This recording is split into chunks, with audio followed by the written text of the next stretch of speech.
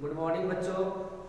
आप पढ़ेंगे अपन class 11 subject geography और चैप्टर अपन पास आ गया 4th, वीडियो आएगा 5th आपके पास में। और आज हम देख रहे हैं मानसून में विच्छेदीकरण। मानसून का विच्छेद क्या होता है, यानी मानसून में गैप लग जाना।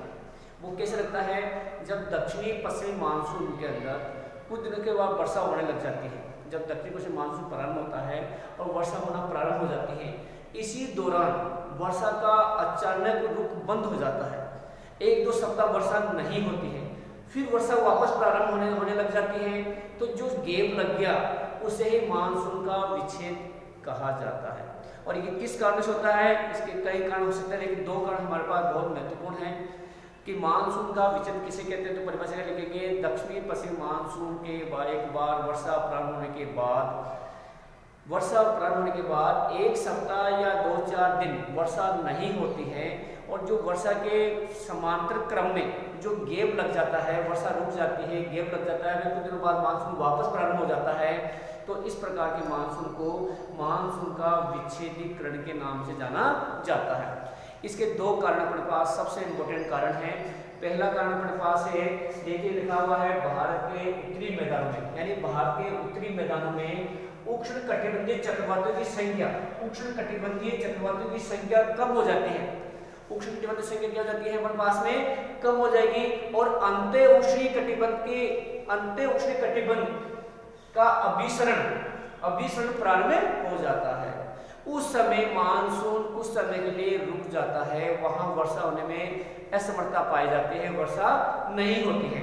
तो पहला कारण हो गया कि दक्षिणी अपने भारत के उत्तरी, दक्षिण जो पश्चिम मानसून बनता है, वो जैसे उत्तरी मैदान में प्रवेश करता है तो वहां पर उष्णकटिबंधीय चक्रवात संख्या हमारे पास कम हो जाएगी, यानी तापमान में कमी आ जाएगी। तो वहां पर अंत्य उष्णीय कटिबंध प्रारंभ होने के कारण वहां पर वर्षा कुछ समय के लिए रुक जाती है। तो इससे भी मानसून का विच्छेदीकरण प्रारंभ हो जाता है। पहला कारण यह है, मानसून की वर्षा को रोकने में जब उष्णकटिबंधीय चक्रवात संख्या कम हो जाएगी और अंत्य उष्णीय प्रारंभ हो जाता है, तो वहां पर मानसून से वर्षा नहीं होती है और मानसून में गैप लग जाता है, जिसे हम मानसून का विच्छेदीकरण के नाम से जाना जा सकता है। यह पहला कारण है मानसून रुकने का। दूसरा कारण है पश्चिम तट पर, यानी पश्चिम तट कौन सा है हमारे पास, जो ये भारत अपने पास प्रकार की क्रिया अपने पास है, तो ये अपने पास है, ये है अपने पास पश्चिम तट, पश्चिम तट। और यहाँ पर जो मानसून बनता है वो बनता है अरब सागरीय मानसून। कौन सा बनता है, अरब सागरीय मानसून बनता है। ये अरब सागरीय मानसून बनता है तो पश्चिमी तट के ऊपर आर्द्र पौने पश्चिम तट के ऊपर आर्द्र पौने तट के समांतर प्रारंभ हो जाती है। तट के क्या हो जाती है, समांतर प्रारंभ हो जाती है। उस समय में मानसून कुछ समय के लिए रुक जाता है और वर्षा होने में सहायक नहीं होता है, जिससे भी मानसून का विच्छेदीकरण के नाम से जाना जा सकता है। तो प्रश्न किस प्रकार जाएगा, मानसून किसे कहते हैं, या मानसून का विच्छेदीकरण किसे कहते हैं। मानसून के विच्छेद के कोई 2 कारण बताइए। तो पहला कारण क्या हो गया, जैसे मानसून उत्तरी मैदानों में, विशाल मैदानों में पहुंचता है तो वहां उष्णकटिबंधीय चक्रवातों की संख्या कम हो जाती है, अंत्य उष्णीय कटिबंध का विसरण प्रारंभ हो जाता है, जिससे मानसून मौसम कुछ समय के लिए रुक जाता है। तीसरा अपने पास क्या है, दूसरा अपने पास है पश्चिम तट के ऊपर। पश्चिम तट यह है, इसे पश्चिम घाट भी कहते हैं और पश्चिम तट भी कहते हैं।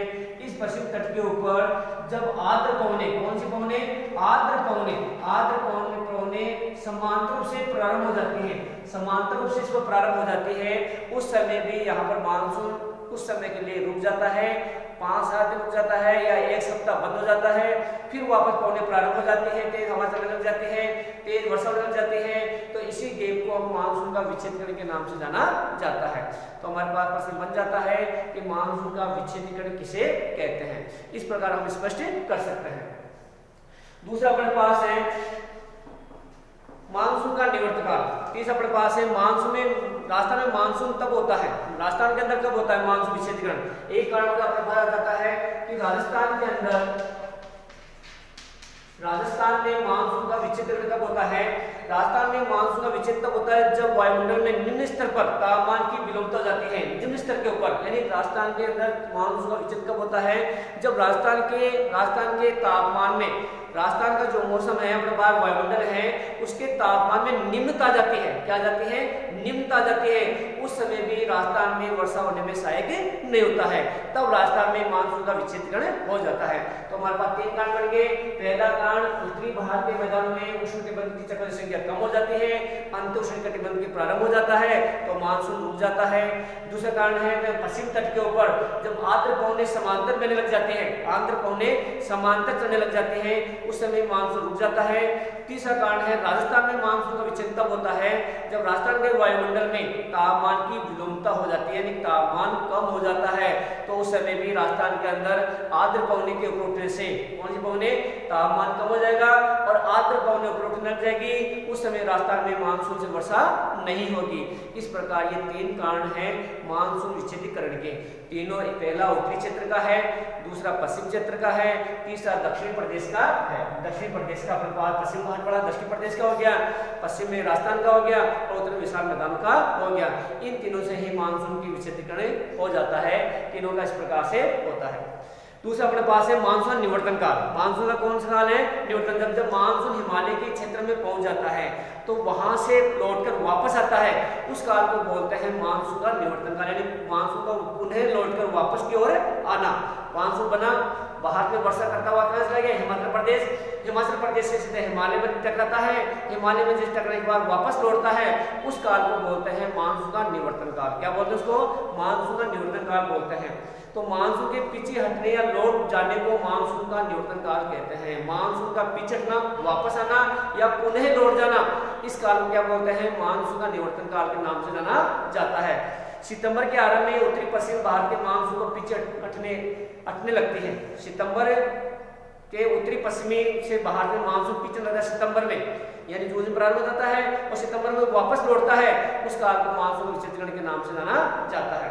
और अक्टूबर तक दक्षिणी भारत को छोड़कर शेष समस्त भारत के अंदर निवर्तित हो जाता है और पूरे भारत के अंदर फैल जाता है, उसे मानसून का निवर्तन काल के भी नाम लौटते हैं। लौटते हुए मानसून पवनें बंगाल की खाड़ी से जल वापस ग्रहण कर लेती हैं। जब मानसून वापस लौटता है उस समय बंगाल खाड़ी से ये जल ग्रहण कर लेता है और उत्तरी पूरी मानसून रूप में तमिलनाडु में वर्षा करने में सहायक हो जाता है। और तमिलनाडु में वर्षा करने में सहायक हो जाता है, कब हो जाता है, जब वो वापस लौटता है तो बंगाल खाड़ी से वापस वर्षा ग्रहण कर लेता है या अपने पास से मानसून में शेष अपने पास जल ग्रहण कर लेता है और उस जल ग्रहण करके तमिलनाडु में वर्षा करने में सहायक हो जाता है, जिसे मानसून का निवर्तन काल के नाम से जाना जाता है। दोबारा देख लीजिए इसको, निवर्तन काल किसे कहते हैं, मानसून के पीछे हटने या लौट जाने के काल को निवर्तन काल कहते हैं।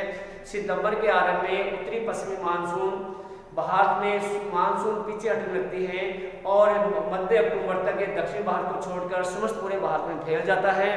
वापस आते समय ये बंगाल खाड़ी से जल ग्रहण कर लेता है, जिसे वापस वर्षा करने में, तमिलनाडु में वर्षा करने में सहायक हो जाता है, जिसे मानसून का निवर्तन काल के नाम से जाना जाता है।